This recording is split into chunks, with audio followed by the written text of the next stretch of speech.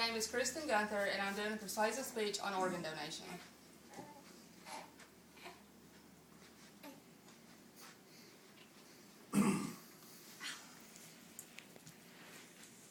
One fact of life that several individuals do not like to discuss is death. According to the U.S. Department of Health and Human Services, there are now over 105,000 individuals on the waiting list for organ donation.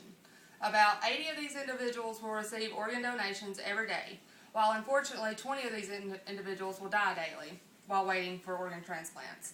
Also, according to the U.S. Department of Health and Human Services, organ donation is a surgical process of providing one or more organs for transplantation into another person.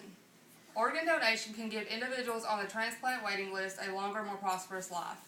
Individuals deciding to donate his or her organs can be a life-saving experience made by the individual themselves as long as they are over the age of 18. Today I will talk about the importance of organ donation, myths surrounding organ donation, and the necessary steps one needs to take in order to become a donor. Organ donation is crucial for the medical field to continue to improve. Also, this precious gift of life can not only save someone's life that you know personally, but it could also save your own. According to the U.S. Department of Health and Human Services, one individual donating their organs can save up to 8 lives. With that being said, there are several diseases and illnesses that require organ transplants. Organ transplants usually occur when an individual is diagnosed with a disease or illness that will most likely lead to organ failure. The most heard of organ donations are with internal organs such as the kidney, heart, liver, intestines, and pancreas. According to the U.S. Department of Health and Human Services, as of May 4, 2009, recipients still living 5 years after their transplant was over 50% for kidney, heart, liver, and lung transplants. Deceased donors can also donate numerous skin tissues, bone tissues, heart valves, and veins. Now that I have discussed the importance and need of organ donation, I will talk about several myths for keeping individuals from becoming donors and share the truth. There are several myths surrounding organ donation that will keep individuals from deciding to donate their organs. One of the top myths is that individuals will not receive the care that they need by doctors and nurses because they are an organ donor. This is completely untrue. According to the Missouri Department of Health and Senior Services, the doctors and nurses working to save your life are not the same doctors and nurses involved with organ and tissue donation. Another misconception surrounding organ donation is that one will not have the option of having an open casket funeral. This is also false. There are several different techniques used to ensure that an organ donor will have no visible signs of being a donor.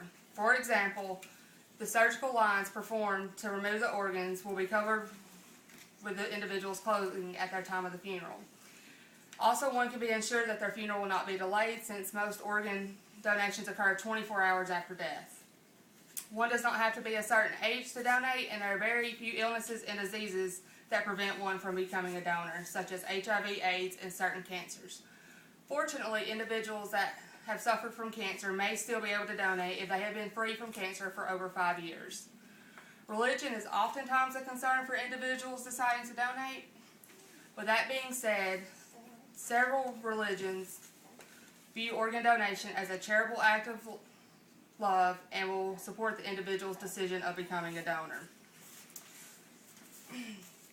Now that I have shared the truth about myths surrounding organ donation, I will discuss necessary steps an individual needs to take in order to become a donor.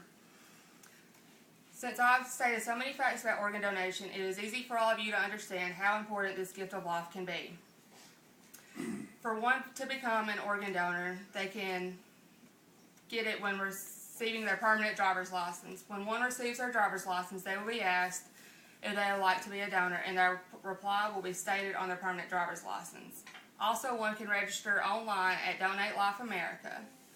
Individuals deciding to become donors will need to discuss their decision with their family to ensure that their wishes are met. Also, individuals may find it more comforting to talk to their family physician and also include their decision in their will.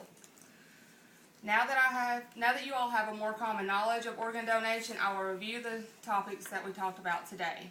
First, I discussed the importance and need of organ donation in today's society.